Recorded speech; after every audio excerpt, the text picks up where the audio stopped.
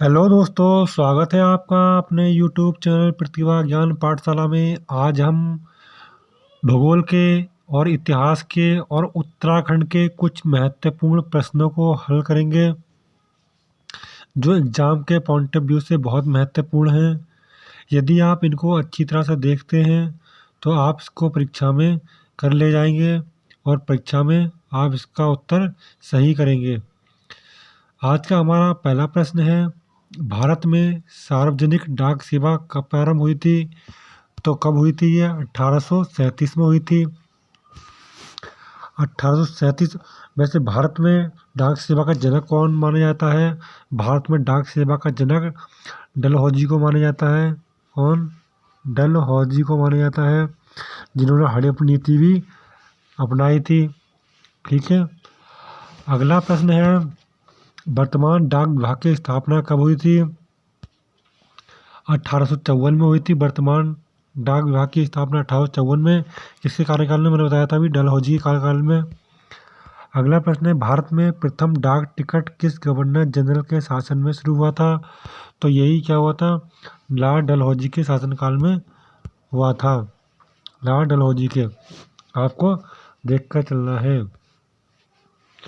अगला प्रश्न है, सबसे अधिक जनसंख्या वाला राज्य कौन सा है? तो सबसे अधिक जनसंख्या सबको पता होगी किसकी है? उत्तर प्रदेश की है सबसे अधिक जनसंख्या। और यदि क्षेत्रफल के उसमें किसकी जनसंख्या है राज्य की?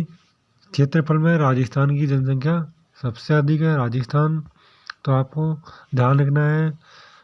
अगला प्रश्न है, सबसे कम जनसंख्या वाला राज्य कौन सा है? तो सबसे कम जनसंख्या किसकी है? सिक्किम की है। सबसे ज़्यादा ग्रामीण राज्य कौन सा है? तो सबसे ज़्यादा ग्रामीण राज्य कौन सा है? तो सबसे ज़्यादा ग्रामीण क्या है? हिमाचल प्रदेश है। सबसे ज़्यादा ग्रामीण हिमाचल प्रदेश। अगला प्रश्न है, सबसे अधिक क्षेत्रफल वाला राज्य कौन सा है? तो सबसे अधिक क्षेत्रफल वाला राज्य राजस्थान है, अभी बताया था मैंने। अगला प्रश्न है, सबसे कम क्षेत्रफल वाला राज्य कौन सा है? तो सबसे कम क्षेत्रफल किस राज्य का है? गोवा का सबसे कम क्षेत्रफल है। सबसे कम जनसंख्या किसकी है? सिक्किम की है, आपको ध्यान रखना है। सबसे अधिक साक्षरता किसकी है? सबसे अधिक साक्षरता केरल की है। कितनी है? 98 पॉइंट समथिंग है कुछ। ठीक है, आपको याद रखना है। अगला प्रश्न है, सबसे कम साक्षरता वाला राज्य कौन सा है? तो सबसे कम साक्षरता बिहार की है, आपको याद रखनी है। बहुत महत्वपूर्ण प्रश्न है जो आपको मैं करा रहा हूँ। अगला प्रश्न है, सबसे अधिक साक्षरता वाला केंद्र शासित प्रदेश कौन सा है? तो सबसे अधिक साक्षरता वाला केंद्र शासित प्रदेश लक्षद्वीप है। कौन सा? लक्षद्वीप है। अगला प्रश्न है, सबसे कम लिंग अनुपात वाला राज्य कौन सा है? तो सबसे कम लिंगानुपात कौन से राज्य में है? हरियाणा में है। अगला प्रश्न है, सबसे अधिक लिंगानुपात वाला राज्य कौन सा है? तो कौन सा है? सबसे अधिक, सबसे कम कौन सा था राज्य सा? सबसे अधिक वो हरियाणा था सबसे कम। और सबसे अधिक कौन सा है? केरल है। सबसे अधिक क्या है? केरल राज्य है। अगला प्रश्न है, सबसे अधिक जनघनत्व वाला राज्य कौन सा है? तो सबसे अधिक जनघनत्व अरुणाचल प्रदेश का पाया जाता है। किसका? अरुणाचल प्रदेश का पाया जाता है। सबसे ज़्यादा जनघनत्व पूछा जाता है तो किसका है? अरुणाचल प्रदेश का। अगला प्रश्न है, सबसे अधिक जनघनत्व वाला केंद्र शासित प्रदेश कौन सा है? तो सबसे अधिक जनघनत्व वाला केंद्र शासित प्रदेश दिल्ली है, आपको याद रखना है, दिल्ली है। इसमें आज आपको इसके क्वेश्चन कौन कौन से देखने को मिलेंगे मैंने बताया है आपको भूगोल भूगोल के प्रश्न मिलेंगे, इतिहास के प्रश्न मिलेंगे इसमें आगे, और उत्तराखंड के प्रश्न मिलेंगे आगे, उत्तराखंड सामान्य ज्ञान के। अगला प्रश्न है, सबसे कम जनघनत्व वाला केंद्र शासित प्रदेश कौन सा है? तो सबसे कम जनघनत्व किसका है? सबसे कम है अंडमान निकोबार द्वीप समूह, सबसे कम जनघनत्व। अगला प्रश्न है, तेलंगाना राज्य कब बना? तो तेलंगाना राज्य कब बना था? 2 जून 2014 को तेलंगाना राज्य बना था, आपको याद रखना है। और हमारा उत्तराखंड कब बना था? 9 नवंबर 2000 को उत्तराखंड बना था। छत्तीसगढ़ कब बना था? 1 नवंबर 2000 को। झारखंड कब बना था? 15 नवंबर 2000 को। जब उत्तराखंड बना था तो उसी वर्ष 3 राज्यों का गठन हुआ था। किसका? छत्तीसगढ़ का, उत्तराखंड का और झारखंड का। आपको याद रखना है। अगला प्रश्न है, गुजरात और महाराष्ट्र नए राज्य कब बने थे? तो 1 मई 1960 को गुजरात और महाराष्ट्र को राज्य बनाए गए थे। हरियाणा और पंजाब नया राज्य कब बना था? 1 नवंबर 1966 को बना था। आपको याद रखना है, 1 नवंबर 1966 को बना था।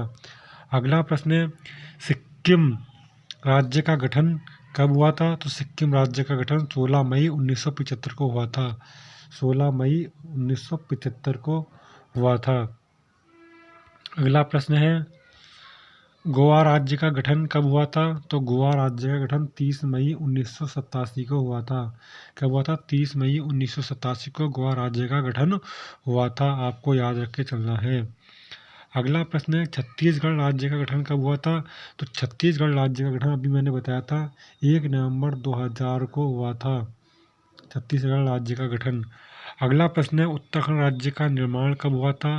तो उत्तराखंड राज्य का निर्माण 9 नवंबर 2000 को हुआ था, अभी मैंने बताया था। अगला है, झारखंड राज्य का निर्माण कब हुआ था? तो 15 नवंबर 2000 को हुआ था, मैंने आपको बताया था अभी। अगला प्रश्न है, मेघालय राज्य का निर्माण कब हुआ था? तो मेघालय राज्य का निर्माण 1970 में हुआ था। अगला प्रश्न है, हिमाचल प्रदेश का गठन कब हुआ था? हिमाचल प्रदेश का गठन 1971 में हुआ था।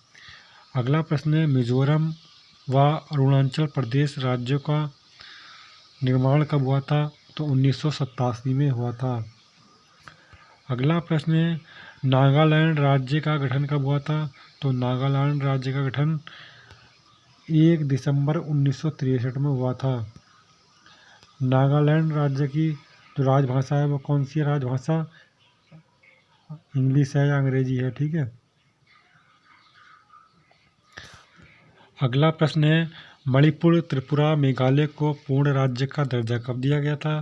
तो पूर्ण राज्य का दर्जा 21 जनवरी 1972 में दिया गया था, पूर्ण राज्य का दर्जा। अगला प्रश्न में, कोया जनजाति किस राज्य से संबंधित है? तो कोया राज्य किससे है? आंध्र प्रदेश से है कोया राज्य। अभी मणिपुर में जो घटना हुई थी उसमें कौन कौन सी जाति थी? आप मुझे इसका उत्तर कमेंट बॉक्स में बताना कि मणिपुर में जो अभी दो जातियों के बीच में संघर्ष चल रहा था कौन कौन सी जाति थी, मुझे बताना, ठीक है, कमेंट बॉक्स में। अगला प्रश्न है, मिजो जनजाति किस राज्य से संबंधित है? तो मिजो जनजाति मिजोरम से संबंधित है। अगला प्रश्न है,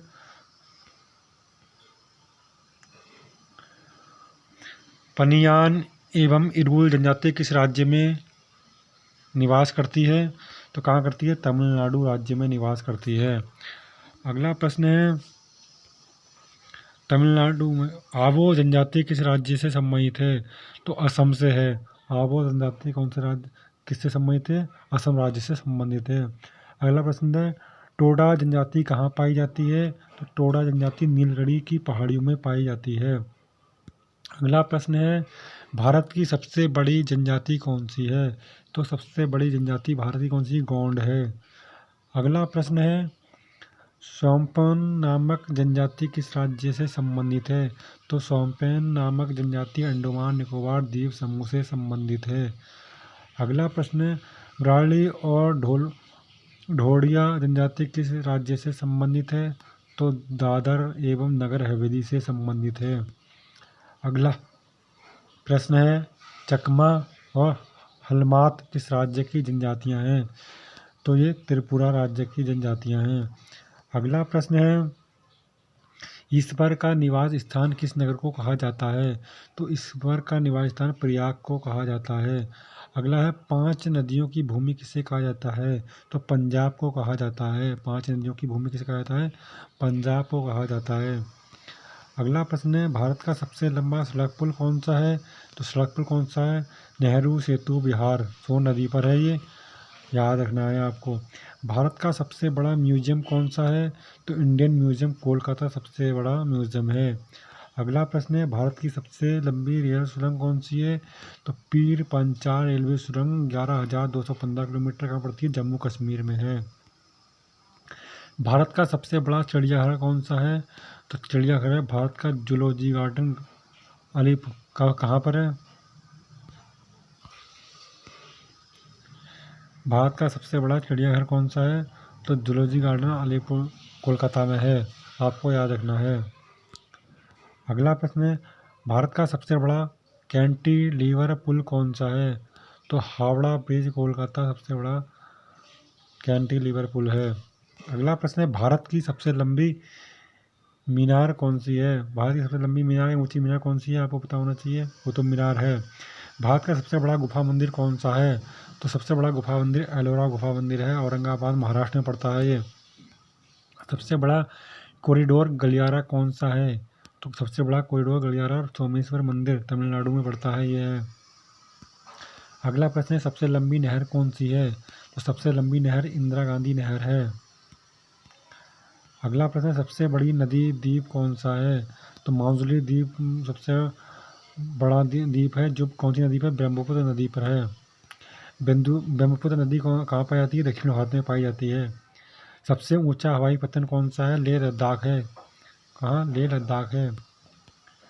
सबसे बड़ा गिरजाघर कौन सा है? तो गिरजाघर सेंट कैथेड्रल गोवा में है, आपको याद रखना है। अगला प्रश्न, क्षेत्रफल के अनुसार सबसे बड़ा जिला कौन सा है? तो जिला सबसे बड़ा कौन सा है? कच्छ गुजरात है। सबसे कच्छ कहाँ पड़ता है? गुजरात में पड़ता है, ध्यान रखना। सबसे ऊंचा गुरुत्वीय बांध कौन सा है? तो गुरुत्वीय बांध भांगड़ा बांध है। अगला प्रश्न है, सबसे ऊंचा गुरुत्वीय बांध कौन सा है? भांगड़ा बांध है, जो मैं अभी बताया था, रिपीट हुआ है। भारत की सबसे ऊंची मूर्ति कौन सी है? तो सबसे ऊंची मूर्ति कौन सी है? वीर अभय अंजनेय हनुमान हैदराबाद में है, ठीक है। भारत की सबसे ऊंची मूर्ति है, जो कहाँ पर पड़ती है? आपने देखा होगा, तो आपको मूवी में देखने को मिल जाएगी, जो पड़ती है वीर अभय अंजनेय हनुमान हैदराबाद में पड़ती है। भारत की सबसे ऊंची मूर्ति है, ठीक है, आपको याद रखना है। पशुओं का सबसे बड़ा मेला कहाँ है, कहाँ लगता है? सोनपुर मेला बिहार में लगता है, आपको याद रखना है। सबसे लंबी सहायक नदी कौन सी है? तो सबसे लंबी सहायक नदी यमुना है। अगला प्रश्न, सबसे बड़ा गुरुद्वारा कहाँ है? तो स्वर्ण मंदिर अमृतसर में है सबसे बड़ा गुरुद्वारा। अगला प्रश्न है, सबसे ऊंचा टीवी टावर कौन सा है? तो पीतमपुर टीवी टावर सबसे ऊंचा है। अगला प्रश्न है, डेल्टा नाव बनाने वाली भारत की कौन सी नदियां हैं? तो डेल्टा नाव बनाने वाली नर्मदा और ताप्ती हैं, ठीक है, नर्मदा और ताप्ती हैं, दो हैं, ठीक है, आपको याद रखना है। अगला प्रश्न है, दुनिया में सबसे अधिक ऊंचाई पर युद्ध स्थल कौन सा है? सियाचिन है, जो जम्मू कश्मीर में पड़ता है, ठीक है। कहाँ पड़ता है? जम्मू कश्मीर में पड़ता है सियाचिन युद्ध स्थल सबसे ऊंचा, आपको याद रख के चलना है। अगला है, भारत के कुल उत्पादन का लगभग कितने प्रतिशत गोंडवाना काल के कोयले से प्राप्त होता है? तो 98% प्राप्त होता है गोंडवाना। अगला प्रश्न है, भारत में मिलने वाला गोंडवाना काल का कोयला मुख्यतः किस प्रकार का है? तो कौन सा? बिटुमिनस प्रकार का है। अगला प्रश्न है, भारत की कौन सी नदी कर्क रेखा को दो बार काटती है, विवाहित करती है? माही नदी है, ठीक है, माही नदी। अगला प्रश्न है, दक्षिण भारत की गंगा किसे कहा जाता है? तो दक्षिण भारत की गंगा कावेरी को कहा जाता है, आपको याद रखना है। दक्षिणी गंगा किसे कहा जाता है? देखिए, दक्षिण भारत की पूछा जाएगा तो दक्षिण भारत की गंगा कैसे कहेंगे? दक्षिण भारत की गंगा कावेरी को कहेंगे, मगर दक्षिणी गंगा कैसे कहेंगे?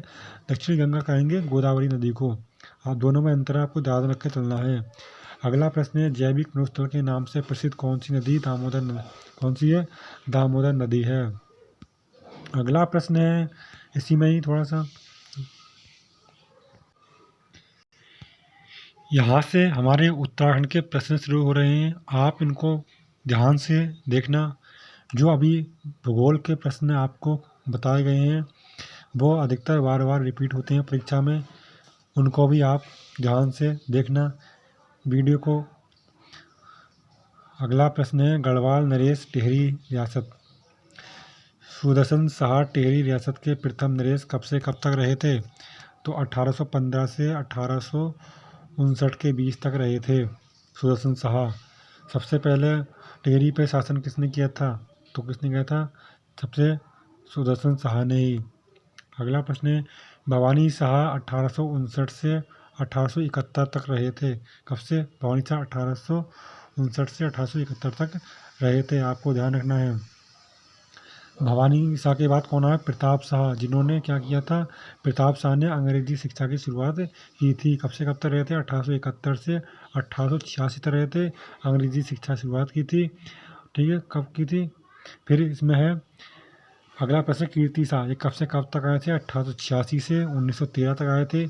इन्हें ही CSI की उपाधि दी गई थी। ठीक है, CSI की उपाधि 1898 में दी गई थी, कमांडर ऑफ सिविल करके है उपाधि ये, इसका नाम देख लेना आप। अगला प्रश्न है, नरेंद्र शाह 1913 से 1946 तक रहे थे। रियासत समाप्त करने की मांगों को लेकर सबसे ज़्यादा जन आंदोलन इन्हीं के कार्यकाल में हुए थे। किसके? नरेंद्र शाह के।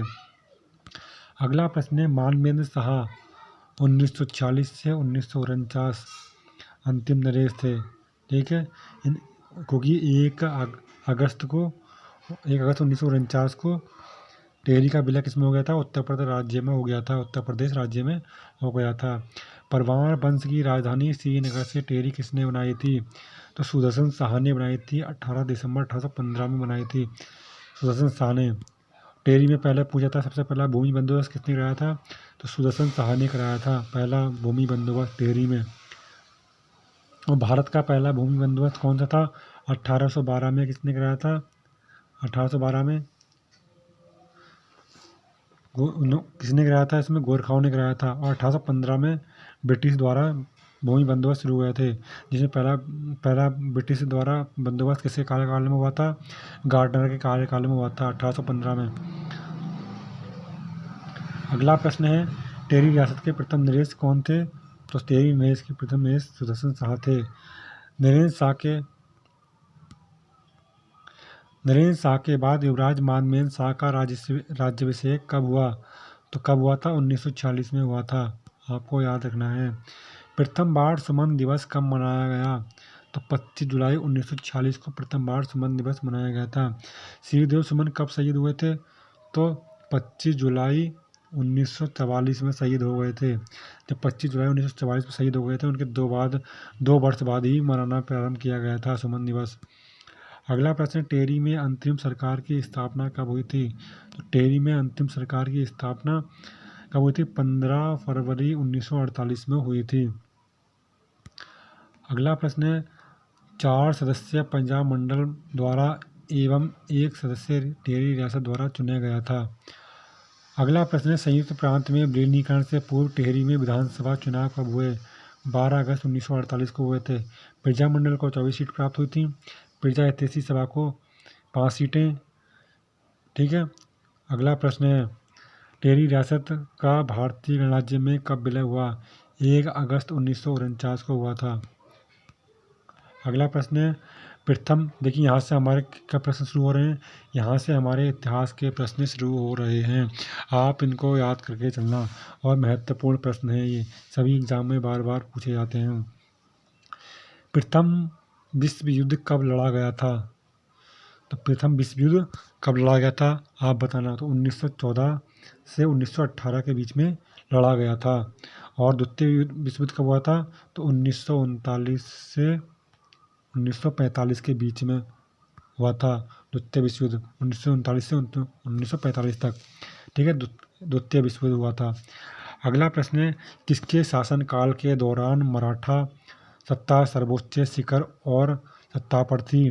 तो बालाजी बाजीराव के शासनकाल में जो सत्ता वो बालाजी बाजीराव के शासनकाल में शिखर पर थी। प्रश्न ये भी बनता है परीक्षा में कि प्रथम पेशवा कौन बना? तो विश्वनाथ बाजीराव। ठीक है, प्रथम पेशवा बना विश्वनाथ। ठीक है, प्रथम पेशवा बना था, आपको याद रख के चलना है। अगला प्रश्न, सत्यशोधक समाज की स्थापना किसने की थी? तो 1875 में किसने की थी? ज्योतिबा फुले जी ने की थी, आपको याद रख के चलना है।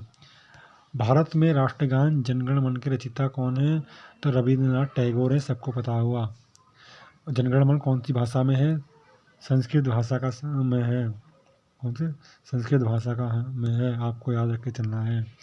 अगला प्रश्न है टिहरी रियासत से संबंधित महत्वपूर्ण प्रश्नोत्तरी है। ये अभी मैंने देखिए यहाँ से टिहरी राज्य प्रजामंडल की स्थापना कब हुई थी? तो टिहरी राज्य प्रजामंडल की स्थापना 1939 में देहरादून में हुई थी। ये बार बार पूछा जाता है ये प्रश्न परीक्षा में। टिहरी राज्य प्रजामंडल की स्थापना कब हुई थी? 1939 में देहरादून में। टिहरी में प्रजामंडल कब स्थापित हुआ था? तो 1941 में हुआ था प्रजामंडल। टिहरी रियासत द्वारा प्रजामंडल को वैधानिक मान्यता कब दी गई थी? अगस्त 1940 में दी गई थी। आपको याद रख के चलना है। श्रीदेव सुमन आखिरी बार कब गिरफ्तार हुए थे? तो आखिरी बार कब गिरफ्तार हुए थे? 30 दिसंबर 1943 को गिरफ्तार हुए थे। दोस्तों 9 दिन तक भूख हड़ताल पर रहे। 29 फरवरी 1944 को जेल में ही अनशन प्रारंभ किया। 3 मई 1944 को भूख हड़ताल शुरू हुई और 84 दिन के बाद 25 जुलाई 1944 को शहीद हो गए। ठीक है। अगला प्रश्न है कीर्ति नगर विद्रोह कब प्रारंभ हुआ था? तो कीर्ति नगर विद्रोह कब प्रारंभ हुआ था? 10-11 जनवरी 1948। अगला प्रश्न है परमार वंश की राजधानी श्रीनगर से टिहरी किसने बनाई? तो सबको बताया श्रीनगर से टिहरी किसने बनाई थी? सुदर्शन शाह द्वारा बनाई गई थी। किसके द्वारा? सुदर्शन शाह द्वारा बनाई गई थी। अगला प्रश्न टिहरी रियासत के प्रथम नरेश कौन बने थे? सुदर्शन शाह बने थे। नरेंद्र शाह के बाद युवराज मान नरेंद्र शाह का राज्याभिषेक कब हुआ था? 1946 में हुआ था। अगला प्रश्न है प्रथम बार सुमन दिवस कब मनाया गया? 25 जुलाई 1946 को मनाया गया था। अभी ये प्रश्न पढ़ा था। टिहरी में अंतिम सरकार की स्थापना कब हुई थी? 15 फरवरी 1948 में हुई थी। 4 सदस्यीय प्रजामंडल द्वारा 1 सदस्य टिहरी रियासत द्वारा मनोनीत किया गया था। संयुक्त प्रांत में विलीनीकरण से पूर्व टिहरी में विधानसभा चुनाव कब हुए थे? तो विधानसभा चुनाव टिहरी में पहले कब हुए थे? जब टिहरी का विलीनीकरण नहीं हुआ था तब इससे पहले भी चुनाव हो चुके थे। 12 अगस्त 1948 में हुए थे। अगला प्रश्न है टिहरी रियासत का भारतीय गणराज्य में कब विलय हुआ? तो 1 अगस्त 1949 में हुआ था। गढ़वाल समाचार प्रकाशित कब हुआ था? तो गढ़वाल समाचार पत्र 1902 में प्रकाशित हुआ था। कहाँ से हुआ था? लैंसडाउन से हुआ था। आपको याद रखना है। कुर्मांचल समाचार प्रकाशित हुआ कब हुआ? 1893 में अल्मोड़ा से। आपको याद रखना है। अंग्रेजी पत्र पाइनियर का समकालीन पत्र कौन सा था? अल्मोड़ा अखबार। कब प्रकाशित हुआ था? 1871 से। किसने शुरू किया था? बुद्धि वल्लभ पंत जी ने। किसने? बुद्धि वल्लभ पंत जी ने शुरू किया था। इसका अखबार को निकालने का सुझाव कुछ नहीं आता तो विलियम म्यूर ने दिया था। विलियम म्यूर ने दिया था इसका सुझाव निकालने का। बुद्धि वल्लभ पंत जी ने निकाला था। ये कब बंद हो गया था? 1918 में बंद हो गया था, कर दिया गया था। तो 1918 में कौन सा अखबार शुरू हुआ था? 1918 में शुरू हुआ था शक्ति इसके स्थान पर। अगला प्रश्न है 1871 में प्रकाशित अल्मोड़ा अखबार के प्रथम संपादक कौन थे? बुद्धि वल्लभ पंत जी थे। अभी मैंने बताया था। उत्तराखंड का अपना पहला समाचार पत्र कौन सा था? तो समय विनोद था। 1868 में। कहाँ से प्रकाशित हुआ था? जसपुर से प्रकाशित होता था ये, जसपुर से। ठीक है। जसपुर का नाम क्या मिलता है? मुंडिया मिलता है, मुंडिया, प्राचीन काल में। ठीक है। तो ये कहाँ से होता था? जसपुर से प्रकाशित होता था। कौन सा था? समय विनोद। अगला प्रश्न है उत्तराखंड का पहला अपना समाचार का, ये प्रश्न हो गया। अगला प्रश्न है गढ़वाल राइफल की कितनी बटालियन आज़ाद हिंद फौज में शामिल हुई थी? तो 2 बटालियन हुई थी।